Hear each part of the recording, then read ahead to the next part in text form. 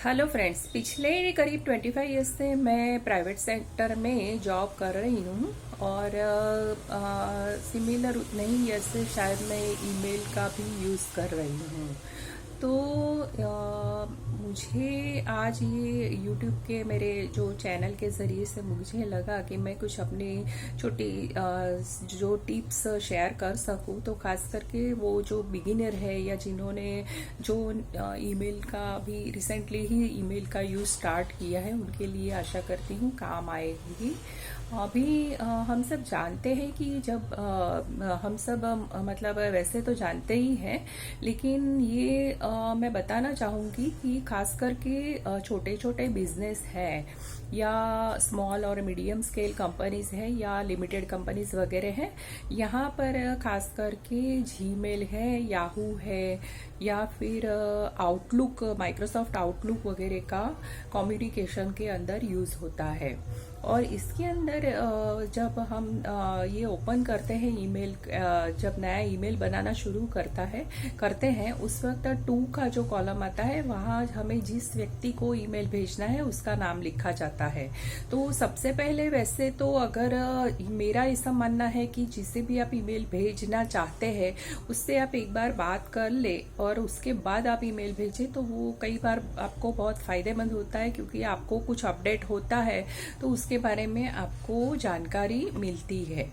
और इससे आपका कई बार ऐसा है कि बात करने से अगर ईमेल की भेजने की ज़रूरत नहीं है, या फिर ऐसा भी हो सकता है कि कोई व्यक्ति ट्रांसफ़र हो गया है या फिर कोई स्टेटस हमारा जो मैटर का है वो चेंज हो गया है, तो इस सब सिचुएशन में आपका टाइम वेस्ट नहीं होगा। तो फर्स्ट ऑफ ऑल हमें थोड़ा सा शॉर्ट में सामने वाले को पूछ के जो हमारा मैटर है उसके बारे में आप डिस्कशन करने से आपको आइडिया आ जाएगा कि ईमेल भेजना ज़रूरी है या नहीं। उसके बाद आप ईमेल भेजेंगे तो टू में उस व्यक्ति का नाम लिखिए जिसे आप ईमेल भेजना चाहते हैं।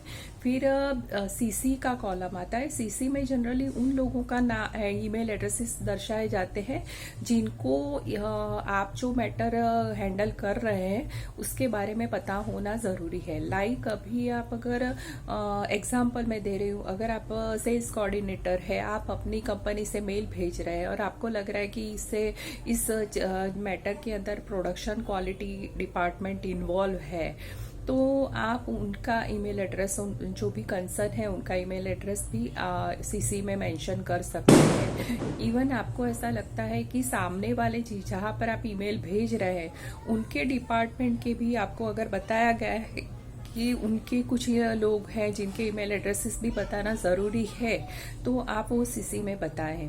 बीसीसी एक ऐसा है कि जहाँ पर आप वो ईमेल एड्रेस मेंशन करते हैं कि जो आपको हाइड करना है, बट उनको वो ईमेल का पूरा डिटेल उनको जाना ज़रूरी है। तो ऐसे सिचुएशन में बीसीसी में आप उनको रख सकते हैं।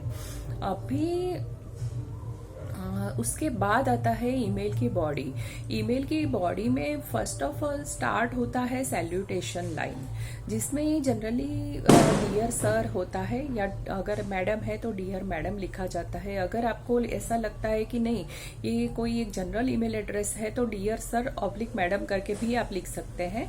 उसके बाद कई बार अगर ऐसा है कि सामने वाला अगर आपका आपके ही मतलब डेजिग्नेशन वाइज आपके ही लेवल का है व्यक्ति, तो आपको अगर ऐसा लगता है और आप उससे ज़्यादा फ्रेंडली है तो आप उसको डियर पल्लवी या डियर सपना या डियर अभिषेक इस तरह से आप लिख सकते हैं। लेकिन जनरली बिजनेस कम्युनिकेशन में नाम लिखना थोड़ा सा अवॉइड करना अच्छा रहता है। और कई बार ऐसा होता है कि बहुत ज़्यादा इम्पोर्टेंट मैटर है तो आप काइंड अटेंशन करके वो व्यक्ति का नाम भी लिख सकते हैं, जो सामने वाला जो रिसीवर है ईमेल जिसे आप भेज रहे हैं उसको। Like kind attention mister XYZ and उनका डेजिग्नेशन। और चाहिए तो उसके साथ आप मोबाइल भी नंबर भी लिख सकते हैं, जिससे भी कभी भी आप वो ईमेल ओपन करेंगे तो आपको उसके बारे में, उनके बारे में आपको खुद को भी अच्छा रहता है और सामने वाले रिसीवर को भी इसका ईमेल देखते ही आपका मोबाइल नंबर, डेजिग्नेशन वगैरह सब पता चल जाता है। और उसके बाद आप जब ईमेल के अंदर ये हुआ सैल्यूटेशन लाइन, उसके बाद आपको एक ग्रीटिंग का लाइन भी आजकल बहुत ज़्यादा यूज किया जाता है, खास करके जैसे कि ग्रीटिंग्स ऑफ द डे, फिर है गुड मॉर्निंग, इस टाइप से आप कुछ लाइन लिख सकते हैं, ग्रीटिंग की लाइन। फिर उसके बाद ईमेल की बॉडी आती है, जिसके अंदर शुरुआत में आप, अगर आपका कोई पहले टॉक हुआ है या आपने पहले कभी ईमेल कॉरेस्पॉन्डेंस किया है या आपको कुछ सामने वाले का कोई ईमेल आया है तो उसका जिक्र कर सकते हैं।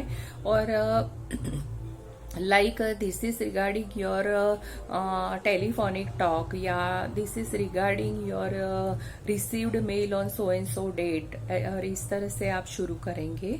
और फिर ईमेल का पूरा आप जो ड्राफ्ट है वो टाइप करेंगे। उसके बाद आप क्लोजिंग लाइन भी लिखेंगे। जब ईमेल आपका कंप्लीट हो जाए तो क्लोजिंग लाइन भी इस तरह से होनी चाहिए कि मतलब जिसमें we are awaiting your reply very soon, या प्लीज डू द नीडफुल, ये इस टाइप का आप लिख सकते हैं। और इसमें भी बहुत सारे अलग अलग मतलब सेंटेंसेस है जो आप स्टडी करके अपना स्किल को डेवलप कर सकते हैं। और लास्ट में जो आता है उसमें आपको लिखना है ये कॉम्प्लीमेंट्री लाइन बोलते हैं।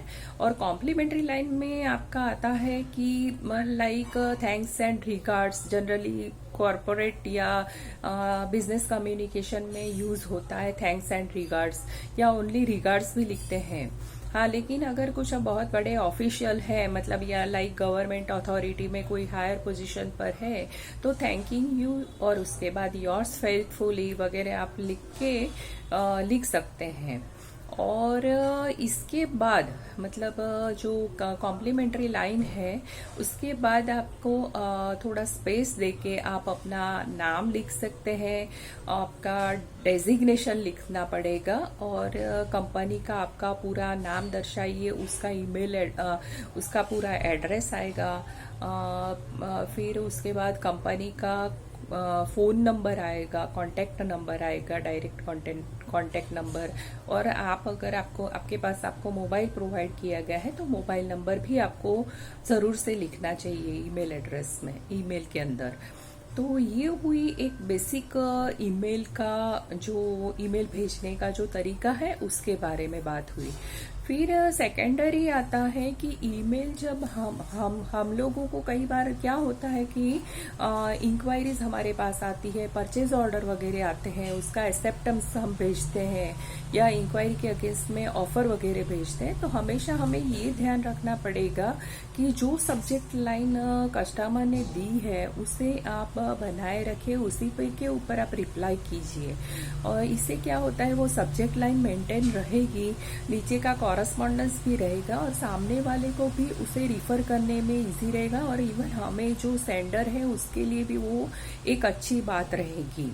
अभी लाइक आपके पास कोई एक इंक्वायरी आई, उसके ऊपर आपने एक ऑफर भेज रहे हैं, तो इंक्वायरी का जो सब्जेक्ट लाइन है उसके ऊपर आप ऑफर भेज रहे हैं, तो वो इंक्वायरी नंबर और आपने जो ऑफर बनाया वो नंबर भी आप सब्जेक्ट लाइन में आगे ऐड कर दीजिए। मतलब ओरिजिनल लाइन तो स्मॉल है होती है, जनरली होना भी चाहिए, और उसके आगे एक छोटी सी आप एक दो वर्ड्स की लाइन में आप मेंशन कर सकते हैं कि offer number so and so, purchase order so and so, इस तरह से आप लिख सकते हैं। फिर अगर आपने ऑफर दे दी, परचेज ऑर्डर आ गया, डिस्पैच डॉक्यूमेंट भेज रहे हैं, तो जो ओरिजिनल ऑफर आई थी वही लाइन रख के आगे offer number, purchase order number हो गया, फिर डिस्पैच डॉक्यूमेंट, ऐसा आप एक लाइन आगे दे सकते हैं। और फिर से आप मेल कम्युनिकेशन करें।